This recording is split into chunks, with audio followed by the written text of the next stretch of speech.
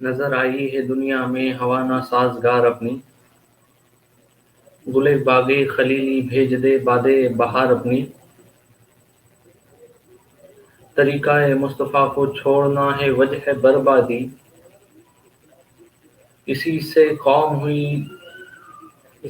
قوم دنیا میں ہوئی بے اقتدار اپنی، ہمیں کرنی ہے شہنشاہ بطحا کی رضا جوئی، جو یہ اپنی ہو گئی تو رحمت پروردگار اپنی۔ السلام علیکم ورحمۃ اللہ تعالی وبرکاتہ۔ آج کا دن عظیم ترین دن ہے اہل سنت والجماعت کے لیے، 14 محرم الحرام۔ آج حضور مفتی اعظم ہند علیہ رحمہ، علامہ مولانا مفتی مصطفیٰ رضا خاں بریلوی رحمت و رضوان کا عرس مبارک ہے۔ اس کے علاوہ آج ایک اور عظیم ترین دن ہے، آج سنی یوتھ ونگ کا یوم توسیع یعنی فاؤنڈنگ ڈے، استھاپنا دیوس بھی ہے۔ میں آپ سے مخاطب ہو رہا ہوں سنی یوتھ ونگ کے آن لائن نیشنل کنونشن کے ذریعے، اور جس موضوع پر مجھے بات کرنا ہے وہ ہے اہل سنت والجماعت کے معاشی حالات، آرتھک استھتیاں، اکنامک کنڈیشن آف اہل سنہ۔ یہ موضوع آج کے دور میں کیوں ضروری ہے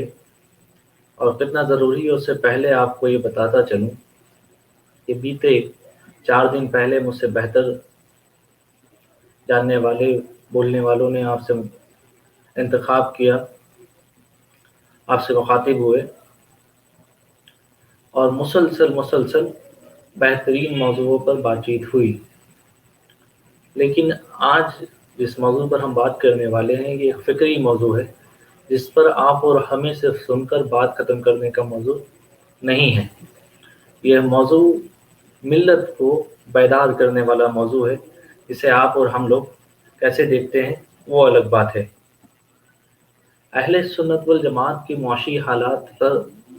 مسلسل 50 سالوں میں ایسی کوئی بڑی گفتگو نہیں چھڑی ہے، بڑی بحث نہیں چھڑی ہے،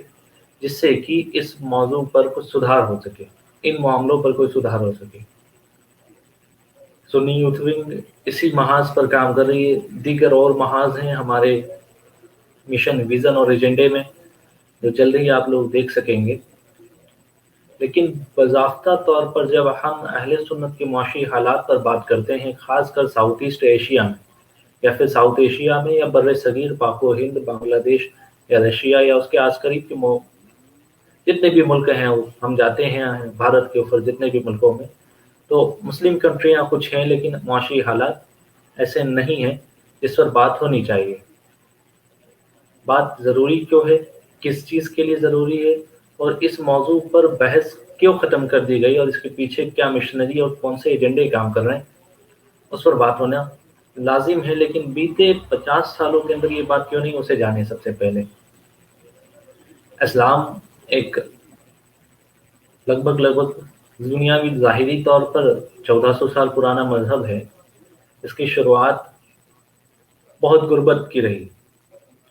ہجرت کے پہلے اللہ کے رسول صلی اللہ علیہ وسلم اور اصحاب اکرام پر جو پریشانیاں آئیں، معاشی ہو، مالی ہو، ظاہری ہو،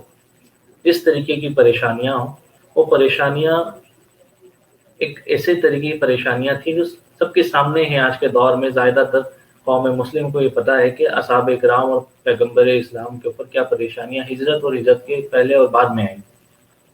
یہ ہجرت کا جو دور ہے، ہجرت سے پہلے کا جو دور ہے، اس کے اندر مذہب اسلام بہت غربت کے اندر رہا۔ طاقت بھی تھی، ابو بکر صدیق رضی اللہ تعالیٰ عنہ جیسے صحابہ اکرام افضل البشر بعد الانبیاء بھی شامل ہیں، حضرت عثمان غنی رضی اللہ تعالیٰ عنہ بھی شامل ہیں، حضرت عمر فاروق بھی شامل ہیں رضی اللہ تعالیٰ عنہ۔ لیکن پھر بھی غربت کا دور ہے،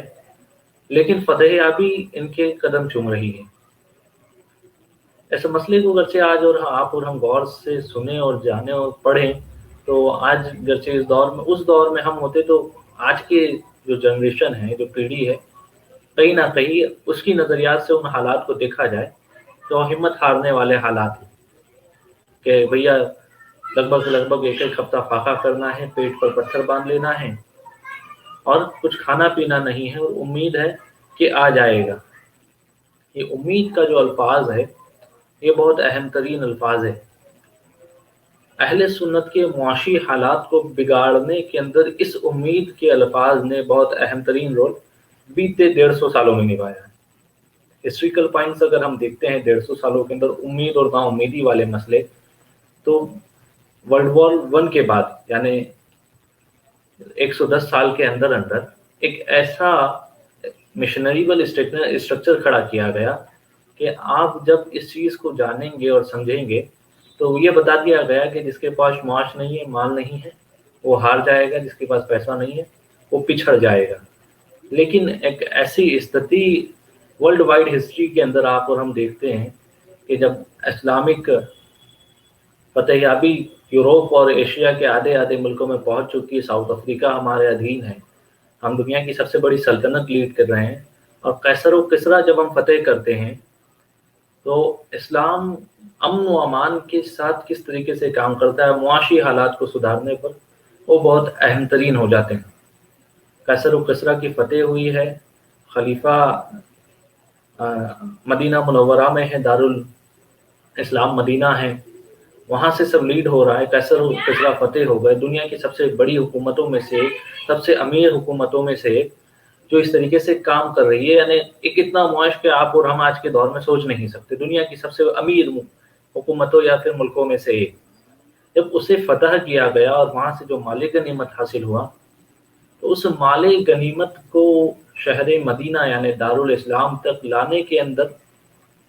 बहुत सारी चीज़ें होना थी, कुछ माल गायब हो जाना था, लेकिन एक जो स्ट्रक्चर बना है इस्लामिक महाज पर, उम्मीद कि जिसके हक में जो लिखा है उसे मिलकर रहेगा, वो मदीना पहुंचकर मिले या मदीना पहुंचने के पहले मिल जाए। तो जब असहाबे इकराम, एक नॉर्मली आपकी और हमारी जुबान में से कहें तो एक लिस्ट असहाबे इकराम ने अमीरुल मोमिनीन को सौंपी और कहा कि ये है, तो जब एक रेशो निकाला गया कि जो माल कैसर और कसरा की फतह के बाद वहां से चला था, लगभग हजारों मील का सफर करने के बाद भी, और माल से मुराद ये नहीं है कि कुछ लोहा, चांदी, तांबा, पीतल, नहीं, उसके अंदर है हीरे हैं, जवाहरात हैं, बड़ी बड़ी चीजें हैं जिसके अंदर आज के लोग अगर देखें तो उनकी नजरें चौंधी आ जाए, यानी हैरत जवाब दे दे। ऐसे हालात के अंदर जब कैसर व कसरा से माले गनीमत को लेकर मदीना मुनव्वरा लेकर आया गया,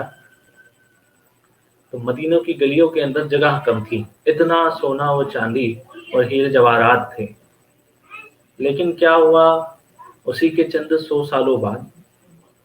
इस्लाम और उरूज पर पहुंचा, ज़मीनी तौर पर हमने और फतेहयाबी हासिल की, हम अब्बासियों के दौर में पहुंच गए, अब्बासी खलीफाओं के दौर में आ गए हम। फातमी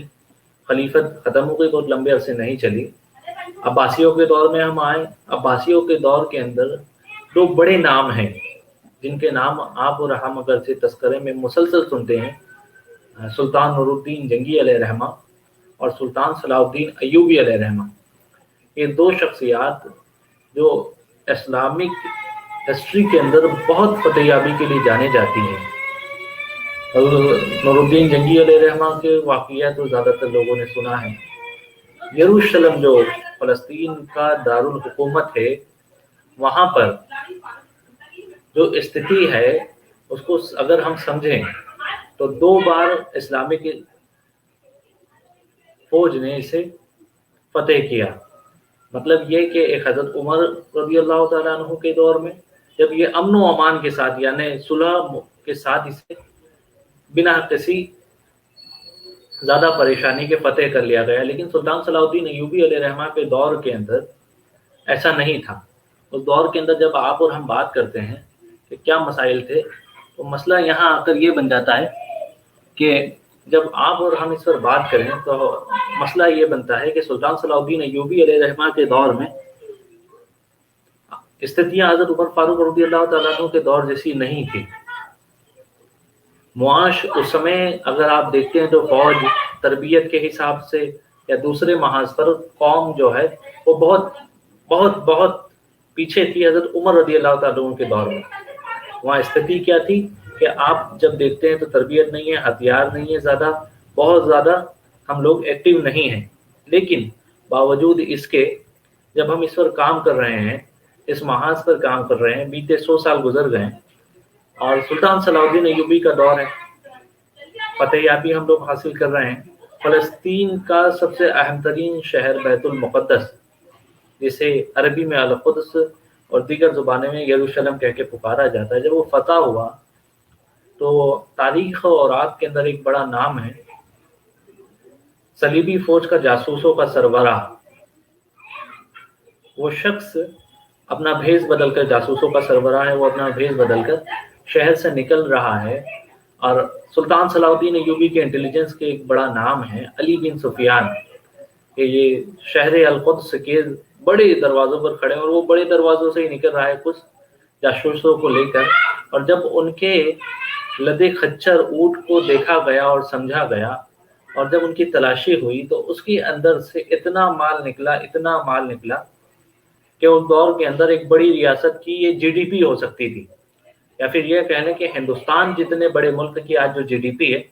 इतना माल लेकर ये लोग यरूशलेम छोड़ रहे थे लगभग। लेकिन उस माल को जब्त करने के बजाय अली बिन सुफियान जो हैं उन्होंने अनदेखा कर दिया।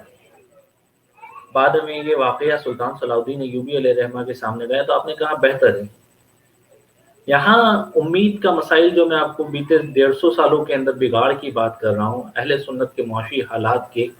इस पर हम अगर दिरहम व दिनार पर चर्चा करें तो करना भी है, बिल्कुल आगे बात करना है हम लोगों को इस पर। लेकिन स्थिति तो ये कहती है कि हम जहाँ पर खड़े हैं, सुल्तान सलाउद्दीन अय्यूबी के दौर के अंदर अगर कोई बंदा चवन्नी भी ले जा रहा होता है, उससे छीन लेनी चाहिए थी। आज की नाउम्मीदी की बुनियाद पे अगर हम देखते हैं कि ये तो हमने फ़तह कर लिया है, लेकिन अब ये जो मुआश है, ये जो माल है, ये जो आर्थिक सामान है, सोना, चांदी, हीरे, जवाहरात, जो भी चीज़ें हैं एज़ अ करेंसी, इसे हम ज़ब्त कर लेना चाहिए थी हमें। लेकिन हमने ऐसा ना करते हुए हमने किया क्या कि अनदेखा किया और उम्मीद रखी खुदा से कि हम जब इतनी बड़ी ज़मीन पर काबिज़ हैं उसकी रहमत से तो हमें मुआश और मिलेगा। बड़ी-बड़ी सल्तनत फिर गुज़री हैं बीते 1400 सालों के अंदर। उतार-चढ़ाव हमने मुआशी, माली, ज़मीनी हर तरीके के देखे। हम ही लोगों ने कुर्तुबा की फ़तह देखी, दीगर इलाके देखे, लेकिन पस्ती भी हमने यहाँ पर देखी है। लेकिन यहाँ सारी चीज़ें एक चीज़ पर आकर टिक जाती हैं कि आपकी उम्मीद किससे बंधी हुई है, आपकी जो लो है वो कहाँ पर टिकी है। बार-बार इस बात पर बात करने से यही है कि आप और हम जो कर रहे हैं, वो नाउम्मीदी के करीब ले आता है हमें। हम जहाँ पर आज खड़े हैं, ये स्थिति हमें ये बता रही है कि हम इतने कगार पर हैं अपने दर्जाए ईमानी के आखिरी हिस्से में हैं। आखिरी हिस्से से मुराद ये कि हम बहुत नाउम्मीद हो चुके हैं। हम सब कुछ जानते हुए भी इसे दिल में जान रहे हैं सिर्फ़, लेकिन अमल में लाने से बच रहे हैं। अब ऐसा तो है नहीं कि कोई शख्स शेर का बच्चा है, उसे बागड़ में डाल दिया जाए बकरियों के साथ, तो वो दिन से ही घास चरने लगेगा। ऐसा नहीं है, आप और हम सभी जानते हैं। और जब ऐसा नहीं है, तो आपको ये करना होगा कि शेर के बच्चे को जो है कई दिन उस बागड़ में रखना होगा, उसे ट्रीट करना होगा और समझाना होगा कि नहीं, तू शेर का बच्चा नहीं है, तुम बकरी हो, तुम्हें घास चरना होगी, मांस मच्छी नहीं खाना है। जब लंबे अरसे तक उसे एक ही चीज़ पढ़ाई जाए, एक ही चीज़ समझाई जाए, तो ये होगा कि वो गोश्त छोड़कर सब्ज़ी खाने लगेगा। अब जब सब्ज़ी खाना शुरू कर देगा तो क्या होगा कि उसके लिए गोश्त बुरी चीज़ हो जाएगी। यानी शिकार करना बड़ा खतरनाक साबित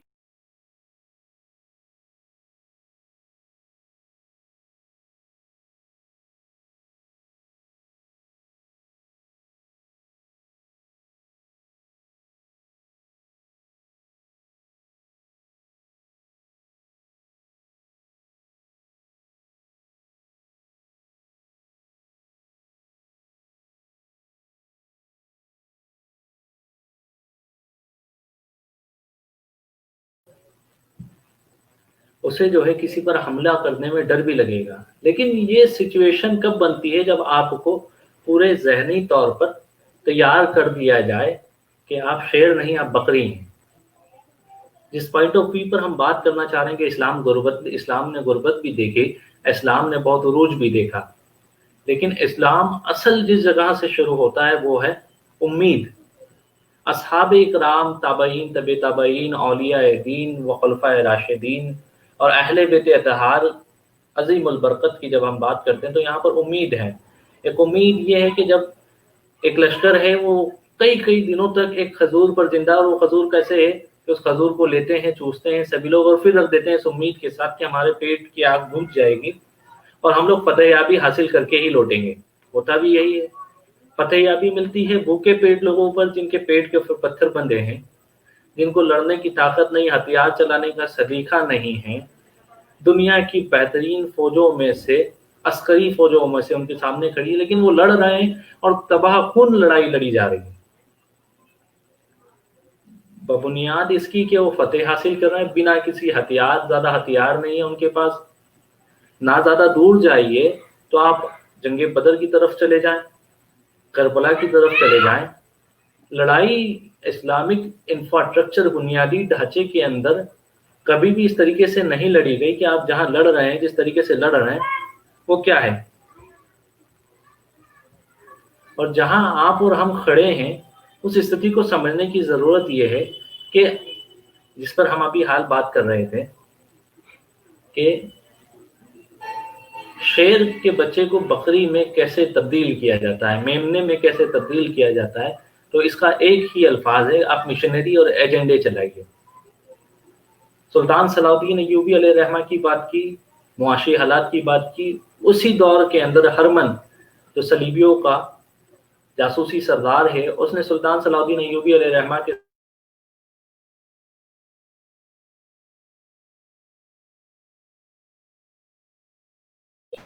इस बात को याद रखो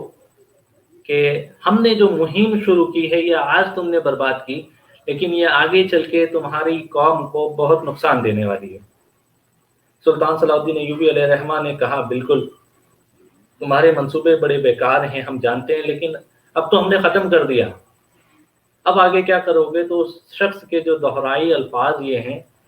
कि याद रखो हमने तुम्हारी कौम में यानी मुसलमानों के अंदर एक ऐसा बीज बोया है, ना इत्तेफाकी और ना उम्मीदी,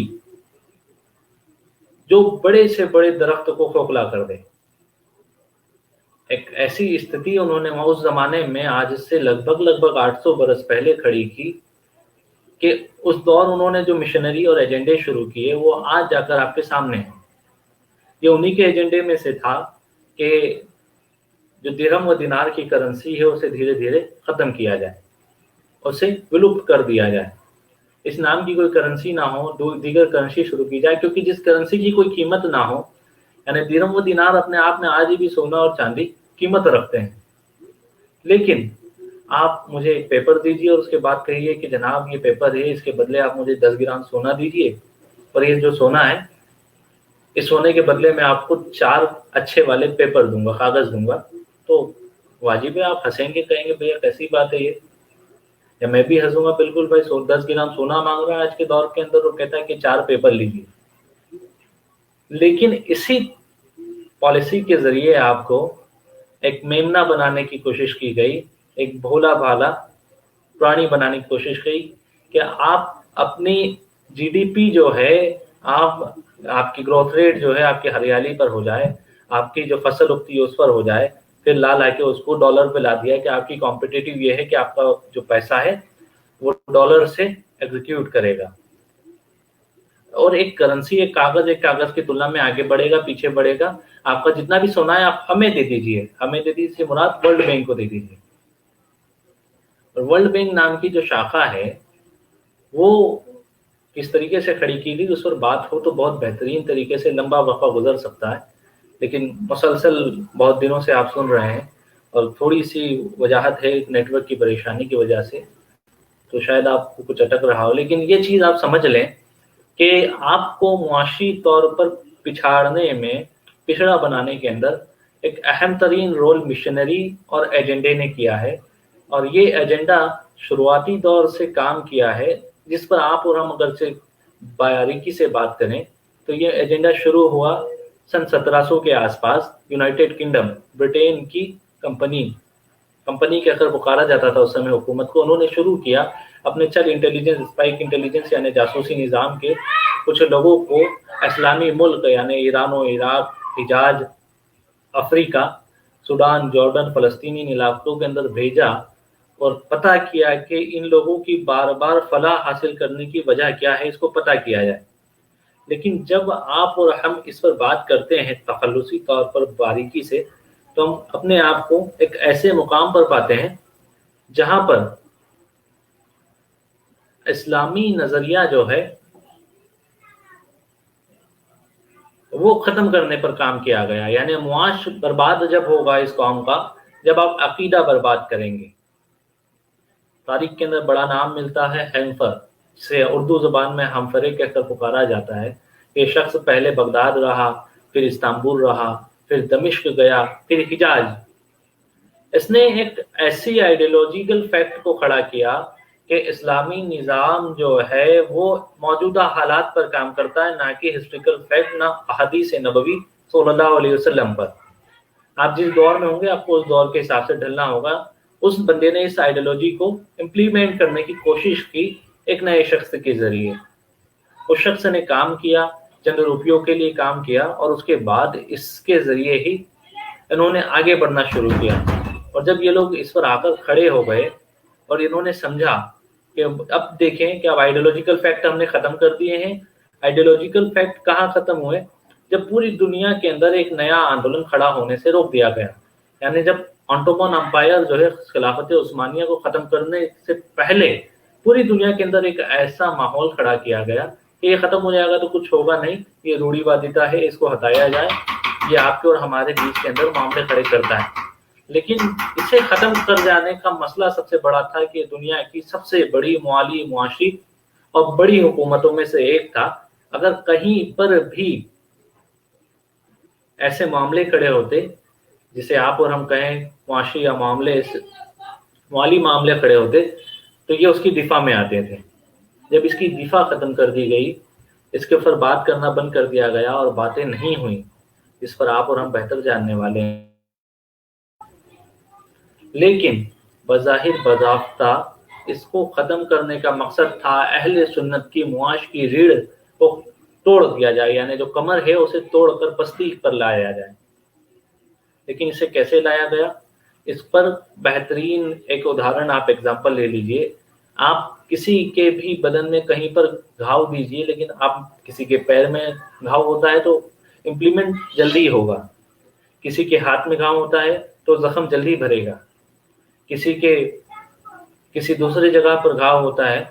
तो वो जल्दी भरेगा। लेकिन आप उसे एक ऐसे मुकाम पर घाव दीजिए जो दीगर इलाके हैं, जिसका मैं आपको तज़किरा करके बताता हूँ। आप उसकी शहरक पर घाव कीजिए और उसके बाद उसके दिमाग पर घाव कीजिए। यानी जब किसी को ज़हनी तौर पर ज़ख्म दिए जाते हैं, उसका तनावुल बिगाड़ने पर काम किया जाता है, तो वो जल्दी समय सुधर नहीं पाता है, वो लाइन पर नहीं आ पाता, उसकी ज़हनियत सही जगह पर नहीं पहुंच पाती। अब जब कोई शख्स सही जगह पर स्टेबल नहीं होता है, सोचने समझने के, अपने फैसलों को लेने के अंदर खुदमुख्तार नहीं होता है, तो मामला वहां ख़त्म हो जाता है। You are a brain dead. Brain dead का मतलब ये होता है, ब्रेन डेड, आपका दिमाग मर चुका है, आप सिर्फ एक लाशे की तरह काम कर रहे हैं, आपको कोई और लीड कर रहा है। यह स्थिति सन 1920 के बाद इम्प्लीमेंट करना शुरू हुआ और 1935 के अंदर बॉर्डर रेगुलेशन लाकर इसे इम्प्लीमेंट कर दिया गया। उसी समय यानी जब 1910 यानी 1910 के बीच के अंदर एक नया रेगुलेशन शुरू किया गया वर्ल्ड वाइड लेवल पर कि हम एक यूनाइटेड नेशन खड़ा करेंगे। एक उसकी आइडियोलॉजिकल फैक्ट, उसकी बुनियाद डाल दी गई वहाँ पर कि हम एक नई ऐसी इदारा खड़ा करने जा रहे हैं जो दुनिया के सारे मुल्कों को एक जगह लाकर जमा करेगा। लेकिन जब दुनिया के सारे लगभग 200 मुल्क एक जगह पर जमा होंगे, तो जो मुल्क बहुत सारे ऐसे भी हैं जो एक दूसरे को जमते नहीं हैं, बहुत सारे दोस्त हैं, बहुत सारे आपस में दुश्मन हैं, बहुत सारे कुछ नहीं, कुछ जानते हैं, कुछ नहीं जानते हैं आपस में एक दूसरे को, लेकिन आप इन्हें एक जगह लाने की बात कर रहे हैं, जबकि इनकी आइडियोलॉजी अलग है, इनकी विचारधाराएं अलग हैं, और ये जहां पर भी खड़े हैं इनकी स्थितियां जो हैं वो ये बताती हैं कि इनका कोई तालमेल नहीं बनता, लेकिन आपने इन्हें एक जगह लाकर भेला किया। आपने पहले तो इस पर लोगों को राजी कर लिया, सारे मुल्कों को, खिलाफत खत्म करके आपने बॉर्डर रेगुलेशन के ऊपर काम शुरू किया। उसके बाद आपने काम शुरू कर दिया कि हम यूनाइटेड नेशन बनाएंगे, संयुक्त राष्ट्र बनाएंगे, एक जहत मुल्कों की एक संगठन बनाने वाले हैं जिस पर सारे मुल्क होंगे। इसके अंदर वो मुल्क भी होगा जो इस्लाम का बिल्कुल मुखालिफ है, इसमें वो मुल्क भी होगा जो इस्लाम का तरफबरदार है, लेकिन इसके होने ना होने से इस्लामिक इंफ्रास्ट्रक्चर को क्या फ़ायदा पहुंचता है, इसको आप और हम जब समझे और अहले सुन्नत के मुआशी हालात पर क्या फ़ायदा और नुकसान है, तो बेहतरीन तरीके से समझ लीजिए कि आपसे आपके सारे राज उगला लिए गए। सबसे पहले आपको एक संगठन का हिस्सा बनाया गया पूरी दुनिया के लेवल पर, उसके बाद कहा गया कि आप वहाँ पर ग्रोथ रेट क्या है, आपके यहाँ अनाज कितना उगता है, आपके यहाँ आयात निर्यात इम्पोर्ट एक्सपोर्ट क्या है वो बताइए, उसका जरिया बताइए, आप किसे बेचते हैं, किससे खरीदते हैं ये बताइए, आपके यहाँ तिजारत करने वाला बहरी मुल्क का ताजिर कौन है, इसका काम बहुत बड़ा हो, इन सभी के बारे में बताइए हमें। तो सबसे पहले इसको लेकर झगड़ा हुआ कि भैया ये क्यों बताएं हम, लेकिन इस पर राजी कर लिया गया कि आपको बताना होगा कि आपकी तिजारत, आपका इंपोर्ट एक्सपोर्ट, ये सारी चीजें कैसे चलती हैं। जब ये सारी चीजें आपसे ले ली गई, और इसे कोई फंक्शनल लेवल की कोई बड़ी सोसाइटी तो लीड कर नहीं रही थी, गिनती के 2 या 5 मुल्कों के बड़े लोग उसके अंदर होते हैं, एक जनरल सेक्रेटरी होते हैं, कुछ सेक्रेटरी और कुछ प्रेसिडेंटियल लोग होते हैं, वो लोग लीड करते हैं। और हम इसको जानते हैं कि उसके अंदर इस्लामिक मुल्कों के कोई भी ऐसे किरदार के अंदर नहीं बैठा है कि वो फैसला कुन हो। और जब आपसे आपका पूरा डाटा मांग लिया गया, आपके शरीर की बीमारियों को, आपके लिए फायदेदायक नुकसानदायक चीजों को पूछ लिया गया कि आपको किस चीज से परेशानी है, आपको किस चीज से दिक्कत है वो बता दीजिए, आपको किस चीज से फायदा पहुंचता है, किस चीज से तवानाई पहुंचती, तंदुरुस्ती मिलती है, आपकी ग्रोथ रेट जो है, जीडीपी जो है, अर्थव्यवस्था है, वो किस चीज से सही होती है, यानी जब बुरा हाल आए तो वो कैसे पटरी पे आती है वो बता दीजिए। आपने वो भी बता दिया। उसके बाद उन्होंने कहा भैया आप तो दिरहम व दिनार पर काम कर रहे हैं, आप लोग सोने चांदी पर काम कर रहे हैं, अब इसे जो है बंद किया जाए, ये किसी काम का नहीं है दिरहम दिनार, अब हम जो है इसे एक तरीके से खत्म करके अब लाएंगे पेपर करेंसी। पेपर करेंसी से पहले लाई गई रबर करेंसी। रबर करेंसी जो है जिस चीज पर काम करती है वो ये था कि आप अपना सोना अपने मुल्क में रखेंगे, लेकिन उसको आवाम के हाथ में से छीन लेंगे। जब आप उसे आवाम के हाथ में से ले लेते हैं तो एक स्थिति ये बनती है कि आपने उनके हाथ में एक सोने की कीमत में एक रबर दे दिया है, और जब आपने उनके हाथ में रबर दे दिया तो स्थिति ये आई कि अब वो उस रबर को करेंसी यानी माल समझने लगे। जब वो माल रबर को समझने लगे तो कुछ समय बाद आपसे कहा गया कि आप जो आपके यहाँ जो सोना आपके मुल्क के भंडार में रखते हैं उसे बंद कीजिए, उसको खत्म कीजिए। अब आप जिस पर काम करेंगे वो काम ये होगा कि आप आपका सारा सोना वर्ल्ड बैंक को दे दीजिए, हम एक ऐसी संस्था बनाएंगे जो वर्ल्ड बैंक है, हम उसे खड़ा करेंगे और आपका पूरा सोना वहाँ सुरक्षित होगा। अगर कोई देश आप पे आक्रमण करता है तो कोई आपसे कुछ छीन नहीं सकेगा, कोई लूट नहीं सकेगा, कोई संधि के अंदर आप उसे कुछ देंगे नहीं, क्योंकि आप तो हाथ खड़े कर देंगे हमारे पास कुछ है नहीं। और हम इस सोने के बदले आपको आपके गले के हिसाब से नोट छापने यानी कागज की करेंसी, इसे आप और हम आसान अल्फाजों में कहें तो उन्हें कहकर दिखाया गया कि आप और हम एक आसान यानी सोना 10 सोने के सिक्के रखेंगे तो भारी होगा, और उसके बदले 10 नोट रखेंगे तो वो हल्का होगा। लोगों को सुविधा देने की एक फैसिलिटी की बुनियाद बताने के बाद उन्हें राजी कर लिया गया कि आप इस सब पे राजी हो जाइए और इसको खत्म कर दीजिए। अब ये सोना चांदी बाजार में नहीं चल सकता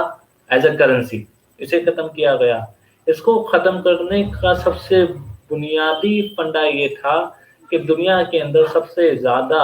सन 1500 ईस्वी तक सबसे ज्यादा सोना और चांदी इस्लामिक हुक्मरानों के पास था, लेकिन उस समय आइडियोलॉजिकल फैक्ट, इतने ज्यादा फलसफाई तनाजुल जो है फिलॉसफी के वो बड़े नहीं किए गए थे, ना ही हमारे दरबारों के अंदर इतनी बड़ी-बड़ी बातें होती थी, इतना ज़्यादा रिबाउंड होता था। लेकिन जब स्थितियाँ ये आ गई और सब कुछ खत्म कर दिया गया, आपके मुआशी तौर पर हाथ काट दिए गए, आपके पूरे जो देश हैं मिडल ईस्ट के जो इस्लामिक की कहीं न कहीं सेंट्रल माने जाते हैं इस्लाम के, वो देश खत्म हो गए। यानी उनका इकोनॉमिकल स्ट्रक्चर बर्बाद हो गया। वो लोग कहाँ पर खड़े हैं? एक ऐसी कगार पे हैं कि वो जब उनके पास करेंसी नहीं बचेगी